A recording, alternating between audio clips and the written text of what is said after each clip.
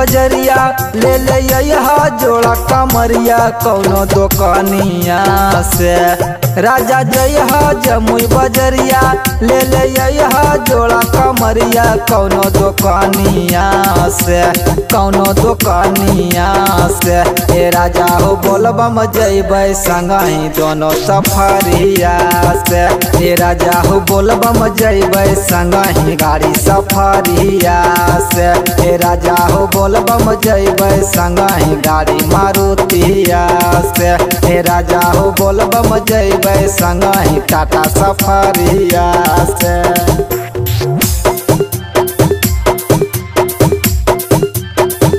ए राजा हो बोलबम जइबै संगहि टाटा सफरिया से।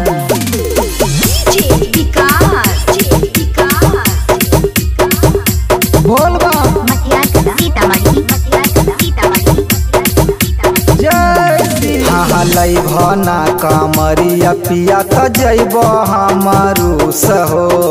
केतनो मनई भबल मुहब नहीं खुश हो, मुहब नहीं खुश हो। आसो जइबै देवघर नगरिया पूजा करे बाबा दुवरिया ये है सवानावा में, ये है सवानावा में। ए राजा हो बोलबम जइबै संगहि गाड़ी सफरिया से।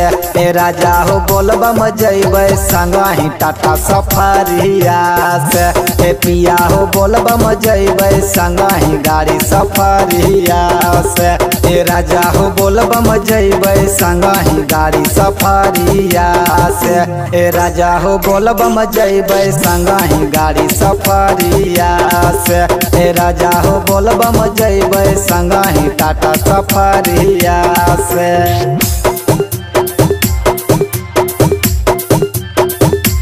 राजा हो बोलबम जइबै संगहि गाड़ी सफरिया से।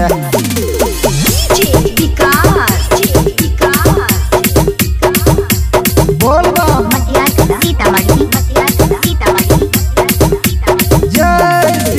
बाबा भोला पसुन पिया कर विश्वास हो।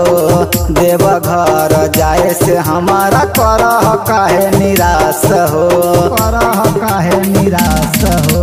बाबा भोला पसुन पिया कर विश्वास हो।